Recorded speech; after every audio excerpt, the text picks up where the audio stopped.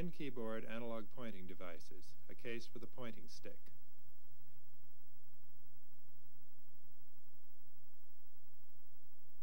We are all familiar with office text editing using a mouse and keyboard. At IBM T.J. Watson Research Center, we are experimenting with alternatives to the mouse. This video describes our ongoing work concerning pointing devices for use with computer keyboards. We have been focusing on mixed keyboard and pointing tasks. Here a person is using our pointing stick with a standard mouse-oriented text editor. The alternation of pointing and entering text is typical of many uses of computers. It is this class of task which motivates our work on in-keyboard pointing devices. Notice that Ted is not taking his eyes off of his work to find the mouse or keyboard. The pointing device is already within reach. He does not need to take time away from his work to move his hand. In this video, we will show devices we have been experimenting with. We will compare our pointing stick to a mouse. We will present an argument for the pointing stick, and we will describe our ongoing research on improving the performance of the pointing stick. The post that you see Ted resting his finger on to move the cursor was made in our laboratory. Here, Joe Rutledge is fabricating a pointing stick. It is a steel rod with two miniature semiconductor strain gauges bonded to flats near the base. The gauges measure lateral force applied at the top of the rod. Our initial idea was to put the pointing device directly under a home key for the extremely dexterous thumb or index finger. This would allow the user to avoid moving their fingers at all from a touch-typing home position. This was accomplished with the J-pointer pointing device mounted under a J key on a keyboard. Notice the four cantilever arms, each instrumented with a strain gauge sensor. When the key is depressed, these report torque applied to the keycap without interfering with its normal use for typing. The user must signal his use of the J key for pointing rather than typing. We arranged a mode switch signaled by a momentary depression of the left shift key with no other concurrent key. Taking the time to change modes and remembering to do so imposed a noticeable cognitive load. Exploring alternatives, we considered the space below the space bar, above the keyboard, and settled on the space between the G and H keys. The pointing stick extends slightly above the level of the keys. The G to H space is never traversed by a touch typist. The protrusion is small enough to avoid being brushed by other users. We have installed J-pointers and other pointing devices in IBM XT, AT, RT, PS2, and in other vendors' keyboards as well. This experiment, similar to the classic card English burr work, was used to compare various pointing devices. In this subject-based experiment, a target is presented at a random position and size.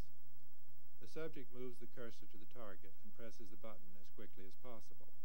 If we plot several hundred such shots with the fit's distance size difficulty index on the x-axis and time on the y-axis, for our pointing stick we get this time versus difficulty plot. For a subject using a mouse starting each shot from the keyboard,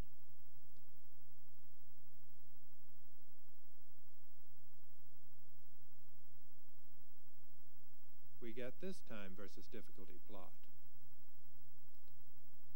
While the regression line is rather different, note that except at the extremes, the point clusters are very similar.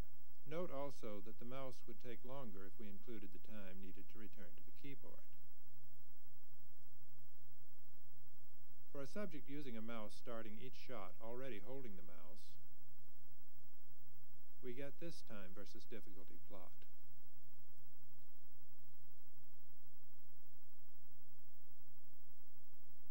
Note the 0.6 of a second difference in time between the two mouse cases. This suggests that for tasks in which keyboard use alternates with pointing, the pointing stick is at least equivalent to the mouse. The comparison would clearly favor the pointing stick if we included the time for repositioning the subject's hand on the keyboard at the end of each shot. For pure pointing tasks, however, the mouse still outperforms the pointing stick. Now we will will show how we are working to improve the pointing stick. In a second evaluation experiment, we set up a maze of numbers which a user selects in numerical order. The target is a single character in each case. The arrangement and order of targets is designed to give a randomized sequence of direction and distance selections. Before data is recorded, subjects do a number of trial runs to learn the target sequence.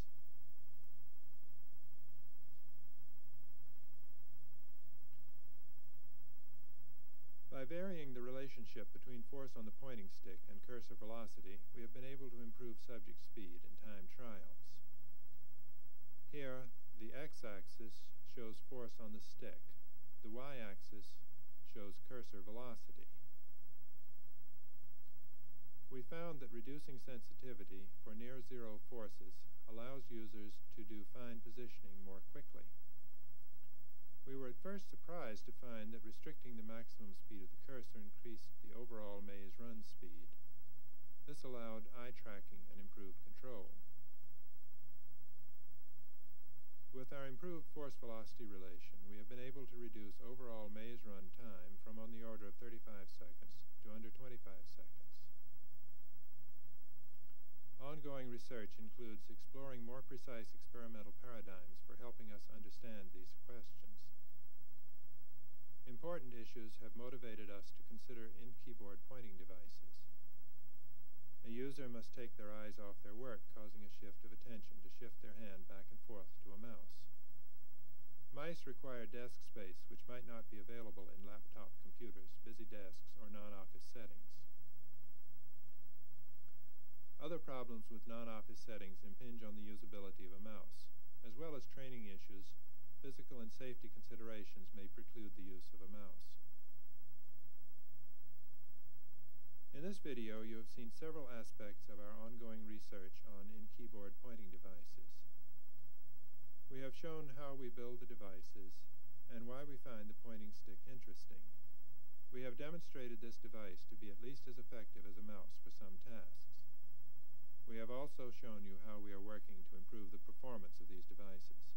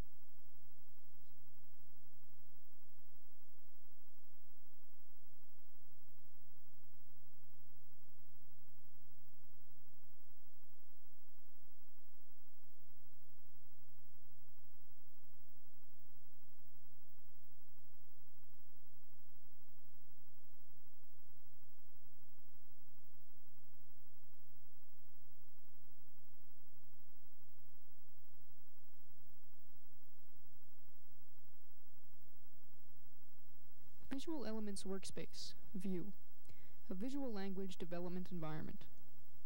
Modern computer interfaces make extensive use of visual techniques. Here at IBM's T.J. Watson Research Center, we have been working on ways to formalize distinctions in visual language. We define visual language as the systematic use of visual presentation techniques to convey meaning. Visual language is evident in everything from newspapers to computer graphics. What are the ranges of techniques used in presentation and interactive graphics? Maps and reference book diagrams are examples of depictive-only languages and can't be changed. In our formalism of elements of visual language, we call the symbols A through Z of the alphabet a positional sequential language. Using the popular HyperCard, we have been building a hypertext workspace to teach people about the elements of visual language. The Visual Elements Workspace is a hypertext and construction toolset for learning about visual language. In this videotape, we will demonstrate how the Visual Elements Workspace, or View, can be used to learn about the elements of visual language, of visual linguistics. We will describe how these visual languages relate to user interfaces by analyzing a standard text editor visual interface in terms of its visual languages. We will demonstrate View First by learning about the elements of visual language, then showing a pre-built visual language, and finally by constructing a new visual language. We will end the video with a discussion of the many uses of the view system. The PII menu you see is the top level of the view system. It gives the user the choices of learning about visual languages, trying out visual languages which have already been built, or building one of your own. Let's learn about visual languages by clicking on About Visual Languages. All visual languages have an alphabet and a syntax. The Help button in the upper right-hand corner gives us a definition of visual language. Any alphabetic item is made up of rendering techniques, surface properties, and imagery. The Help button gives us a definition of visual alphabet. A visual alphabet is a set of spatial, surface, and temporal techniques used in a visual language. Imagery ranges from concrete representations like photographs, to icons, which are symbols with physical world reference, to symbols which are drawings of arbitrary design. Rendering is the technology and approach used to present a visual language. Techniques for rendering include drawing with vectors or polygons. All rendered imagery has viewable surface characteristics, which psychologists have demonstrated to be salient: hue, saturation, value, and texture. The combination of visual items into visual statements is the visual parsing syntax. Positional are the most common of visual syntaxes. Text is an example of positional, relative, sequential syntax. Other positional syntax categories include positional, interacting, intersecting syntax, as can be seen in this interface. Positional denoted connected syntax, such as the common node arc presentation, is used in family trees. So we've seen View showing a user what a visual language is. View also allows a user to access and use a visual language in an existing library. Here a user has access to positional denoted language. But the best way to learn about visual languages is to build one. We can build a language by first choosing alphabet characters and placing them in our workspace. Let's choose a frog and a television. We will also need an input syntax, parsing syntax, and action for our language. The input syntax defines how we can manipulate the alphabetic characters. For example, point and move would allow us to point to our alphabetic characters and move them around in our workspace. The parsing syntax defines how the computer interprets the relationship of our alphabetic characters. As previously seen, we can choose from several different syntaxes. We'll choose positional relative sequential. Action is the semantics of our language. We can choose script and define our own action, or we can choose from previously defined actions. Let's choose flash. Now we're ready to try our language. We can manipulate our characters according to our input syntax. View will interpret our language according to our parsing syntax, and react according to our specified action. Here, 2 characters in a row flash twice. 3 characters in a row flash 3 times. The view system was developed here at IBM's T.J. Watson Research Center to demonstrate ideas we have about visual languages. Real user interfaces, such as this Xedit text editor, are composed of several visual languages. The main text area has a positional sequential parsing syntax. The line markers on the side use overlapping syntax. Some of the languages on the screen are depictive only, while others are interactive. Often such interfaces have such a confluence of syntaxes and imagery that it becomes confusing. Our formalism for the elements of visual language provides a tool for describing and analyzing visual language design. In this videotape, we have explored the elements of visual language, visual linguistics, instantiated in the View system. We have shown how View allows a user to learn about and interact with visual languages. And we have discussed how such languages are used in a real text editor. Enumerating graphical techniques into a classification creates a framework which can be used for evaluating appropriateness of graphical techniques and trade-offs in a specific use of computer graphics in a user interface. We hope you can share our enthusiasm for better evaluation and design of interactive graphics.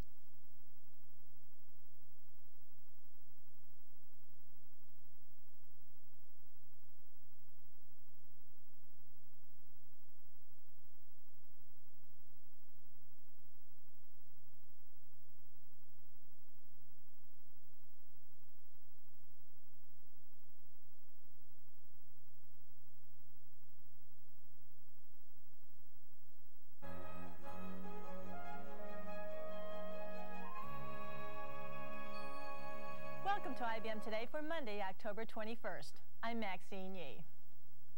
There's the mouse, the trackball, the light pen, and other devices for interacting with computers. Now, researchers at our Thomas J. Watson Research Center say they have prototyped the next step in computer interaction. Ron Ropiak reports. This is the pointing stick, a miniature joystick usable by either hand. It sits between the letters G and H on your keyboard and provides the function of a mouse. The mouse takes up space.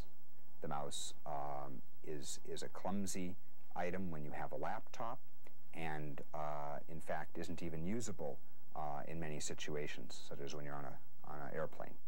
So IBMers Ted Selker and Joe Rutledge came up with the pointing stick, designed it to ensure that it didn't interfere with normal typing, and then decided that putting it between G and H was the best position. And by doing that, we eliminated the 1 3/4 seconds that it takes to go over to the mouse and back from the keyboard action to the mouse action. You know, when you're spending all day text editing, that's a lot of time. Also part of the design are bar keys, which serve the same functions as the selection buttons on a mouse.